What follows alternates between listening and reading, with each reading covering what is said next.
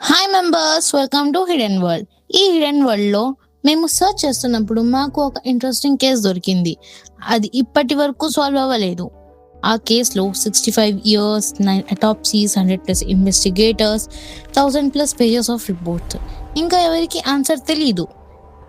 ఇప్పటికీ యూట్యూబ్లో, బుక్స్లో, డాక్యుమెంటరీస్లో ప్రతి ఒక్కరు ఒక థియరీ చెప్తారు. దాని వెనుక ఉన్న స్టోరీ ఏంటి, ఆ మిస్టరీ ఏంటి, ఈ రోజు దాని గురించి మేము డిస్కస్ చేసుకోబోతున్నాం. మాతో పాటు మీరు కూడా వచ్చేయండి. ఈ హిడెన్ వరల్డ్లో ఒక అన్సాల్వ్ మిస్టరీ గురించి తెలుసుకుందాం. 1959 ఈ ఇయర్లో జరిగిన రియల్ మిస్టరీ పేరు డయాట్లావ్ పాస్ ఇన్సిడెంట్. ఇప్పటి వరకు ఎవరికి ఆన్సర్ తెలియదు. 9 మెంబర్స్, 1 నైట్ అందరూ చనిపోయారు. బట్ వాళ్ళు ఎలా చనిపోయారో ఎవరికీ తెలియదు. ఇంతకాలమైంది, ఇంకా మిస్టరీ అన్సాల్వ్డ్ గానే ఉంది. అంత కోల్డ్ లో కూడా వాళ్ళు టెంట్ లోపల నుంచి బయటకి పరిగెత్తారు. హాఫ్ క్లాత్స్ లో, some without shoes and some చాలా స్ట్రేంజ్ గా చనిపోయారు. వెయిట్, స్టార్ట్ నుంచి చెప్తాను. ఫస్ట్, రష్యా అంటే ఏంటో తెలుసా? రష్యా ఇది ఒక వెరీ బిగ్ కంట్రీ. చాలా చాలా చలి ఉంటది అక్కడ. ఇంకా యూరల్ మౌంటైన్స్, ఆ మౌంటైన్స్ చాలా డేంజరస్. అది రష్యాలో నార్థన్ సైడ్. చుట్టుపక్కల అంతా స్నో, ఓన్లీ స్నో.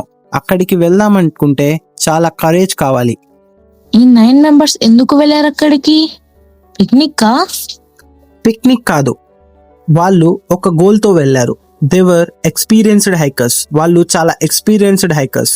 ఒక ఎక్స్పెడిషన్, వాళ్ళు చాలా ఫేమస్ మౌంటైన్ ఎక్కాలని అనుకున్నారు. మౌంటైన్ పేరు ఓటోటోన్. లోకల్ ట్రైబ్స్ పీపుల్ ఆ మౌంటైన్ ని డోంట్ గో దేర్ అంటారు. ఎందుకంటే ఆ ప్లేస్ అంత డేంజరస్ అంట. వాళ్ళు ఆ ప్లేస్ ని ఎంచుకోవడానికి కారణం, వాళ్ళు చాలా ఎక్స్పీరియన్స్డ్ అండ్ వాళ్ళు యంగ్స్టర్స్. ఏజ్ అరౌండ్ 20 to 38 ఉంటాయి. వాళ్ళు చాలా స్ట్రాంగ్. వాళ్ళు ఒక సర్టిఫికేట్ కావాలి అనుకున్నారు. సోవియట్ యూనియన్ లో హైయెస్ట్ ట్రెక్కింగ్ సర్టిఫికేట్, దానికోసం వెళ్ళారు. మొత్తం 9 మెంబర్స్ వెళ్ళారు. దాంట్లో లీడర్ పేరు ఇగోర్ డయాట్లావ్. సో ఈ ఇన్సిడెంట్ కి డయాట్లావ్ పాస్ అని పెట్టారు. మిగతా మెంబర్స్ జైనా, రస్టెమ్, యూరి, నికోలాయ్, అలెగ్జాండర్, ల్యూడ్మిలా, ఇంకా సెమ్యాన్. అందరూ యంగ్, అందరూ హ్యాపీ. ఎక్స్పెడిషన్ స్టార్ట్ చేశారు. వాళ్ళు ప్లాన్ చేసింది ఒక 3 weeks ట్రిప్స్. బట్ రిటర్న్ అవ్వాలి అంటే ఒక 2 weeks లో. బట్ అది జరగలేదు. మెయిన్ జర్నీ ఇక్కడే స్టార్ట్ అయింది. జనవరి 1959. చాలా చలి, టెంపరేచర్ -20 degrees. ఇంకా బయట స్నో. వాళ్ళు ట్రైన్ లో వెళ్లారు ఒక విలేజ్ వరకు. విలేజ్ పేరు విజ్హాయ్. అక్కడ నుంచి ట్రెక్ స్టార్ట్ చేశారు. నార్మల్ గా ట్రెక్కింగ్ కి కావాల్సిన అన్ని things, tent, stove, food, extra clothes, camera, diary, some personal items. అందరు మ్యూజిక్ ఇన్స్ట్రుమెంట్స్ కూడా తీసుకున్నారు. Guitar, balalaika. హ్యాపీగా వెళ్ళారు. ఫొటోస్ ఉన్నాయి, స్మైల్స్. గ్రూప్ ఫోటోలో అందరూ నవ్వుతూ ఉన్నారు. వాళ్ళు చాలా ఎక్స్పీరియన్స్డ్ హైకర్స్. అందరూ ఒక యూనివర్సిటీ నుంచే, యూరల్ పాలిటెక్నిక్ ఇన్స్టిట్యూట్ స్టూడెంట్స్. ఒక్కొక్కరు చాలా స్ట్రాంగ్. ఓటెటెన్ మౌంటైన్, బట్ అది చాలా ఫర్ లొకేషన్. రీచ్ అవ్వాలి అంటే ఫస్ట్ ఒక ప్లేస్ కి రావాలి. ఆ ప్లేస్ పేరు కోలాత్ సర్కిల్. లోకల్ మాన్సీ లాంగ్వేజ్ లో మీనింగ్ మౌంటైన్ ఆఫ్ డెడ్. వాళ్ళు ఆ పేరు అంత డేంజరస్ గా ఉన్నా వాళ్ళు పట్టించుకోలేదు. జనవరి 27 వాళ్ళు ట్రెక్ స్టార్ట్ చేశారు. ఫస్ట్ 2 days స్మూత్ గా ఉంది. బట్ జనవరి 31 కి వాళ్ళు షెడ్యూల్ చేంజ్ చేసుకున్నారు. స్లోగా వెళ్దామని.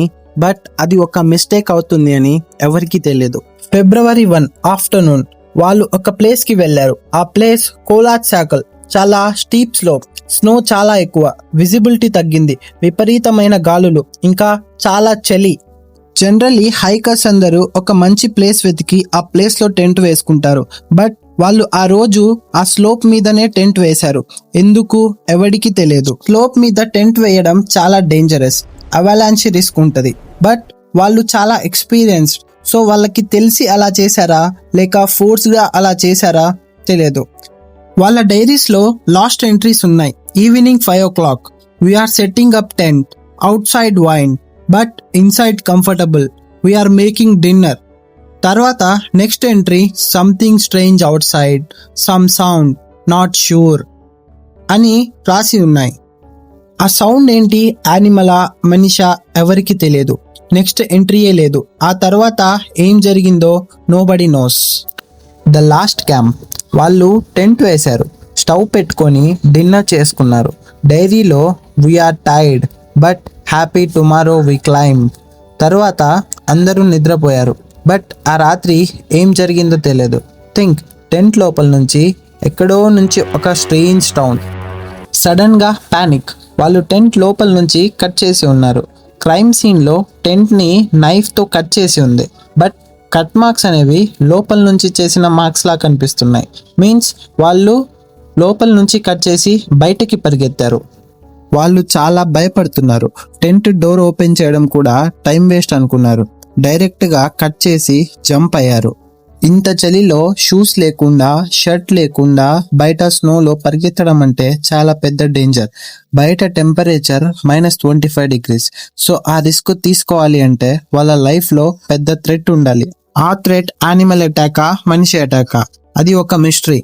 వాళ్ళ ఫుట్ ప్రింట్స్ స్నోలో ఉన్నాయి. అందరూ బయటకి పరిగెత్తారు. అందరూ ఒకే డైరెక్షన్లో పరిగెత్తాడు. బట్ అందరూ కలిసి కాదు. కొంతమంది ఫారెస్ట్ లోకి పరిగెత్తారు, కొంతమంది ఇంకో వేలో పరిగెత్తారు. ఫుట్ ప్రింట్స్ చాలా క్లియర్ గా ఉన్నాయి స్నోలో. పోలీస్ తర్వాత మెజర్ చేశారు. ఫుట్ ప్రింట్స్ ఆధారంగా వాళ్ళు పరిగెత్తలేదు, నడిచారు అని తెలిసింది. కొంతమంది తడబడుతూ, కొంతమంది స్లోగా నడిచారు అని తెలిసింది. అంత చలిలో -25 degrees లో స్లోగా నడవడం అంటే exactly the strange behaviour. But ఆ ఫుట్ ప్రింట్స్ ఒక ప్లేస్ వరకు వెళ్ళి ఆగిపోయాయి. నెక్స్ట్ మార్క్స్ లేవు. ఇంకా February 20 వాళ్ళు రిటర్న్ అవ్వాలి. But no news. Family members wait చేస్తున్నారు. No call, no letter. First వాళ్ళ ఫ్యామిలీ అండ్ ఫ్రెండ్స్ అందరూ వాళ్ళు స్ట్రక్ అయ్యి ఉంటారు డ్యూ టు బ్యాడ్ వెదర్ అనుకున్నారు. సో రెస్క్యూ టీమ్ ప్రిపేర్ చేశారు. బట్ February 22 సర్చ్ చేయడం స్టార్ట్ చేశారు. February 26 students from same university వాళ్ళు ఫస్ట్ టైం టెంట్ చూశారు. టెంట్ హాఫ్ డ్యామేజ్ అయి ఉంది. స్నోలో హాఫ్ కవర్ అయి ఉంది. బట్ లోపల నుంచి కట్ చేసి ఉంది. ఇంకా టెంట్ బయట ఒక్కటి కూడా లేదు. No bags, no clothes, no food, అన్ని లోపలే ఉన్నాయి.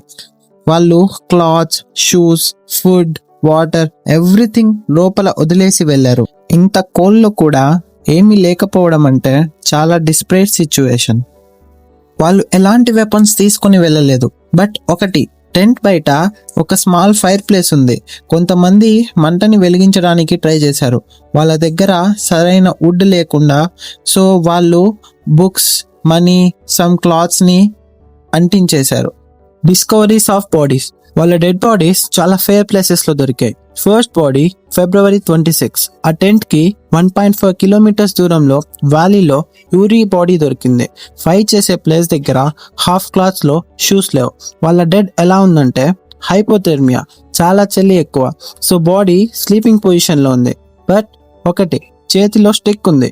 ట్రై చేశాడు ఫైర్కి. తర్వాత సేమ్ ప్లేస్లో రుస్టెమ్ బాడీ దొరికింది. నెక్స్ట్ బాడీ నిక్లాయ్ది. తన బాడీ ఒక 500 meters దూరంలో బిగ్ పైన్ ట్రీ మీద ఎక్కి ఉంది. ఏమో డైరెక్షన్ చూడ్డానికి ఎక్కారేమో. బట్ స్ట్రేంజ్ గా తన బాడీ కూడా హాఫ్ క్లాత్స్ లో ఉంది. వాళ్ళు హెల్ప్ కోసం చాలా ట్రై చేశారు.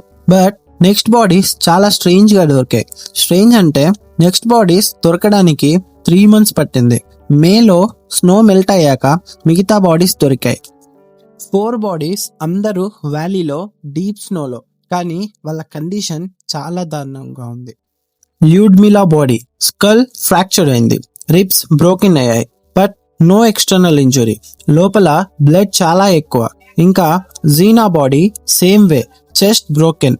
ఇంకా అలెగ్జాండర్, ఇంకా ఇగోర్ డయాట్లావ్ లీడర్, తన బాడీ కూడా ఒక ఐ మిస్సింగ్, ఫేస్ డ్యామేజ్డ్. తన ఐ మిస్ అయింది. చాలా మంది యానిమల్ అటాక్ అనుకున్నారు. But police said no animal marks, no bear, no wolf. ఏమైనా యానిమల్ చేసుంటే టీత్ మార్క్స్ ఉంటాయి, బట్ లేవు. వెయిట్, ఇంకో స్ట్రేంజ్ థింగ్, ఒక body tongue missing and some bodies radio active traces దొరికాయి. రేడియో యాక్టివ్ అంటే ఆటమ్ బాంబ్. 1959లో కోల్డ్ వార్ నడుస్తుంది కదా, ఆ టైంలో ఈ పాయింట్ చాలా థియరీస్ క్రియేట్ చేసింది. బట్ పోలీస్ రిపోర్ట్లో ఒకసారి మెన్షన్ చేసి తర్వాత రిమూవ్ చేశారు. వెయిట్ ఎవరు రిమూవ్ చేశారు? గవర్నమెంటా? అది ఆన్సర్ చేయలేను. But case closed officially. Unknown compelling force అని రీజన్ చెప్పి కేస్ క్లోజ్ చేశారు. అన్నోన్ కంపైలింగ్ ఫోర్సా? అలా ఎందుకు క్లోజ్ చేశారు? ఏదో దాస్తున్నారేమో. పోలీస్ ఇన్వెస్టిగేషన్ లో ఇంకో స్ట్రేంజ్ విట్నెస్ దొరికాడు.